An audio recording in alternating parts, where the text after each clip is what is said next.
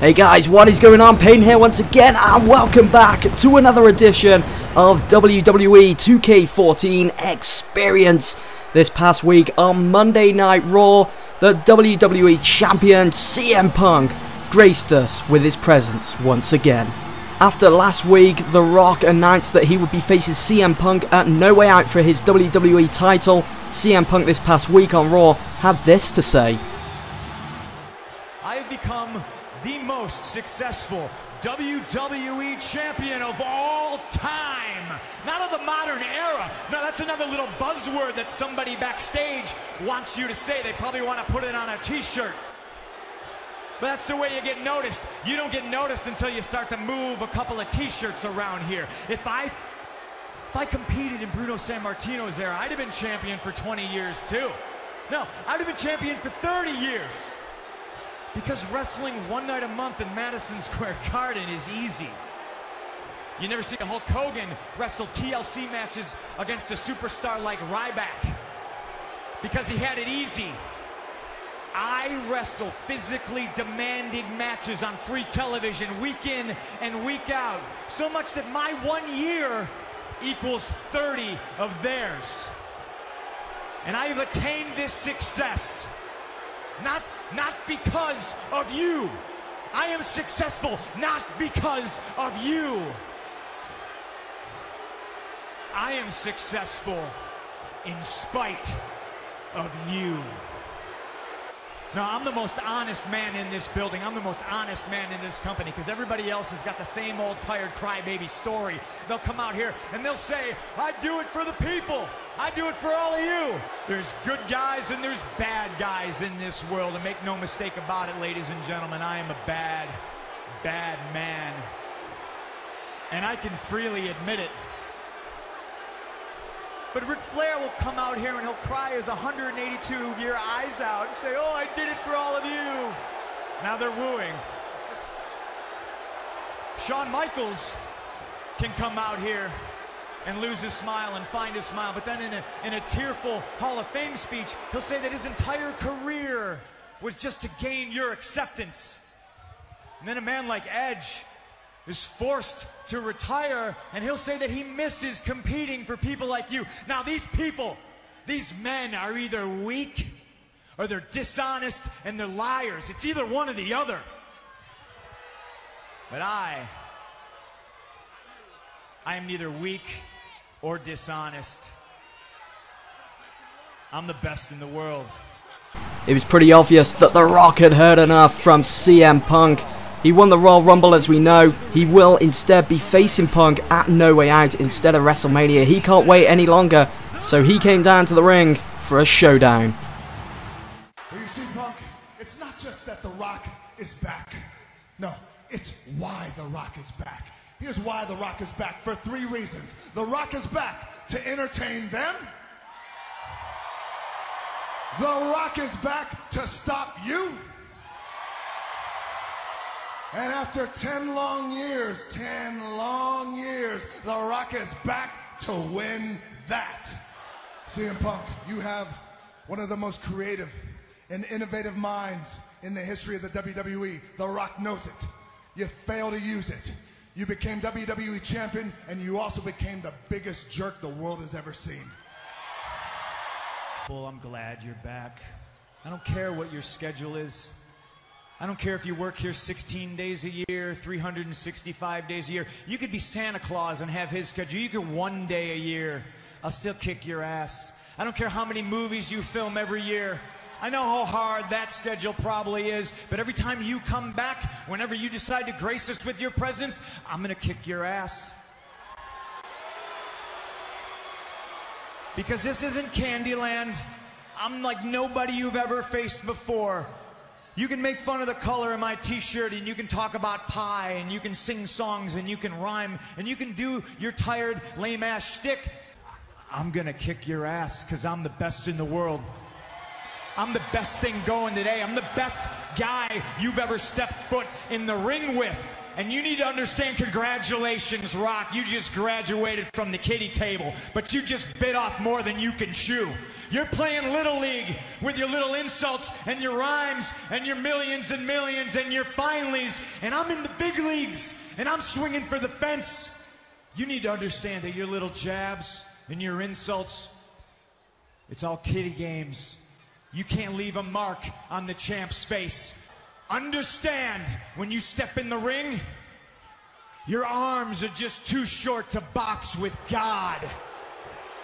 Insult after insult, they were flying everywhere on Monday Night Raw. Thankfully, Mr. McMahon came out to restore order and told both CM Punk and The Rock that next week on Monday Night Raw, both Punk and The Rock will pick up a pen and sign a contract. So it's all going ahead. The WWE Championship will be on the line at No Way Out. CM Punk going head to head against The Rock. Just 2 weeks ago, the Animal BATISTA returned to the WWE and was confronted by the dead man, The Undertaker. BATISTA looked at The Undertaker dead in the eye and said, "Congratulations, you've got your rematch." Now, the last time these two went head-to-head at WrestleMania was in 2007 at WrestleMania 23. Batista's World Heavyweight Championship was on the line, and so was The Undertaker's undefeated streak. But The Undertaker came out on top, extending that to 15-0, and also winning Batista's World Heavyweight Championship. The Animal BATISTA and The Undertaker then went on throughout the whole of 2007 with match after match, brutality at its finest. And it seems as though The Animal BATISTA is back in the WWE to put an end to it once again, because it always seemed as though The Undertaker was always a step in front of Batista.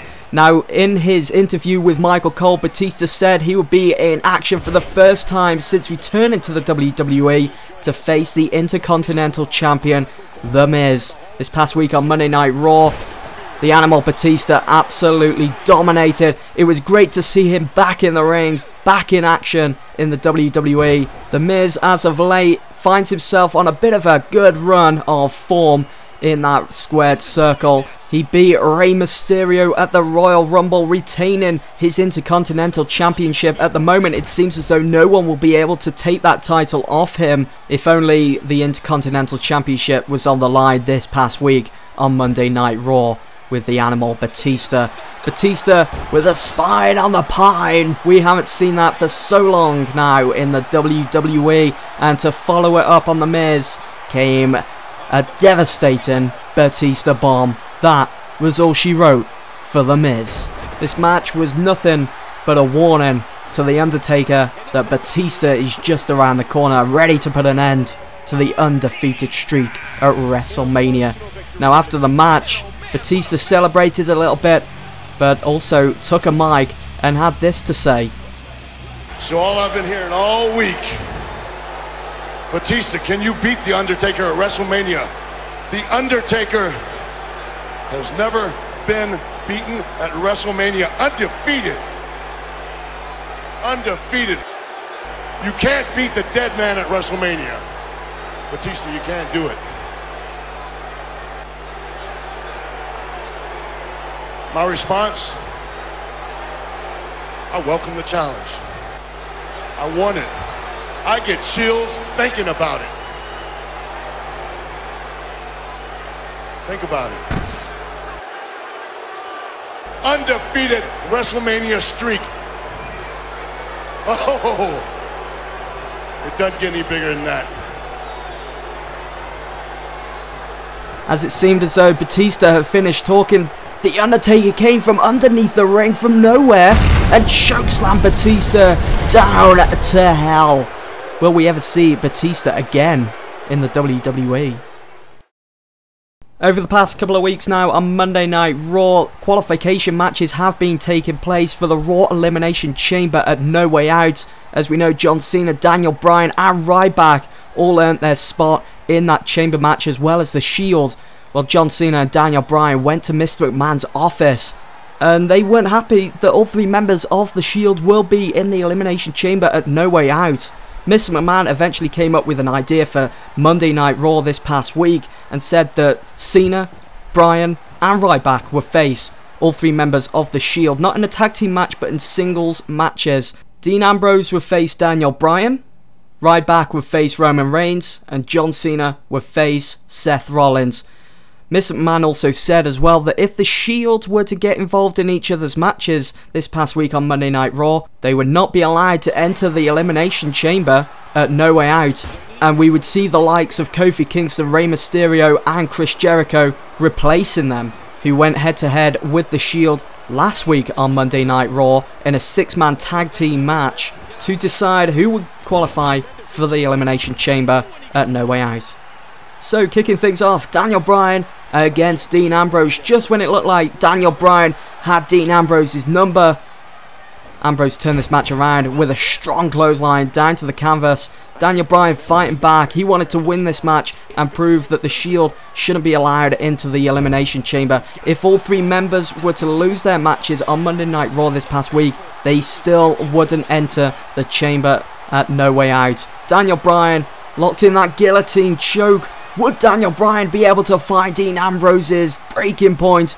Ambrose managed to break out of it, pushing Daniel Bryan off his whole body, and then with that running knee lift to the side of Bryan's head, Bryan could have possibly picked up a concussion after that shot, but Dean Ambrose went on to win that match. Up next was Roman Reigns against Ryback. Both guys devastating superstars on the WWE roster, and Roman Reigns with that flying clothesline to Ryback. Could Roman Reigns pick up a win against Ryback? The Shield were 1-0 up against Bryan, Cena and Ryback. It was all down to Ryback. He needed to turn this one around if they want to get rid of the Shield from that Raw Elimination Chamber at No Way Out and have to go on to face the likes of Jericho, Mysterio and Kofi Kingston. Roman Reigns, when put under pressure, is not someone you want to be messing with, and Ryback made the mistake of showing that he was hurting against Roman Reigns, and of course he took full advantage of that, and you've got to be wondering whether that will carry on now over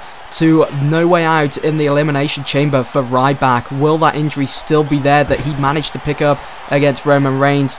Reigns picked up the win with a devastating spear, cutting Ryback in half and bringing him down to the canvas. So it's 2-0 to the Shield. So after that win by Roman Reigns, the Shield will be entering the Raw Elimination Chamber at No Way Out.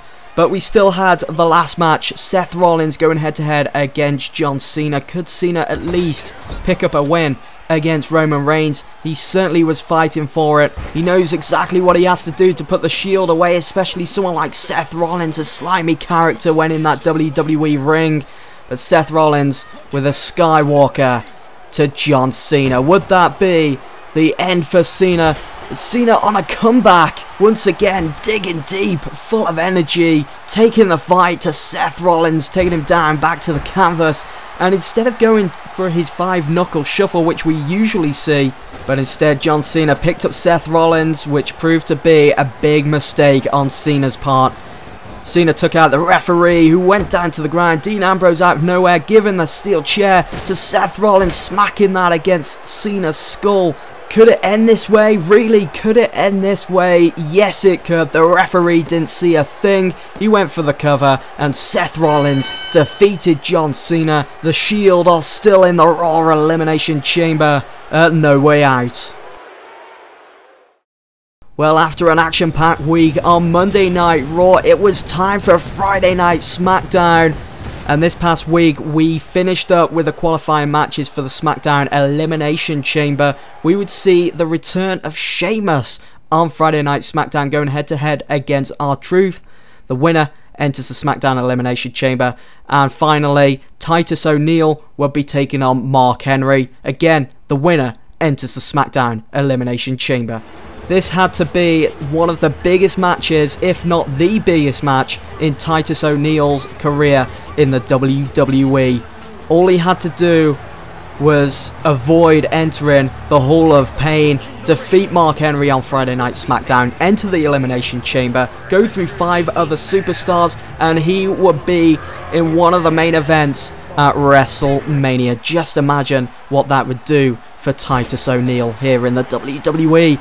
But Mark Henry, he had another agenda, another schedule.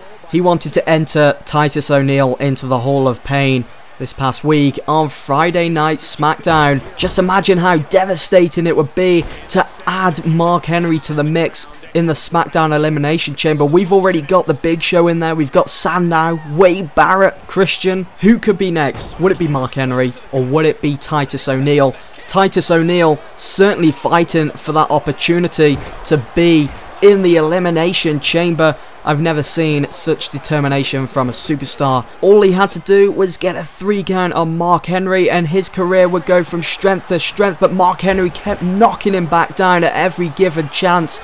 And Mark Henry, with the world's strongest splash, somehow, someway, Titus O'Neil managed to kick out. And just look at the strength on Titus O'Neil, lifting £500 plus guy into the end, bringing him back down to the canvas.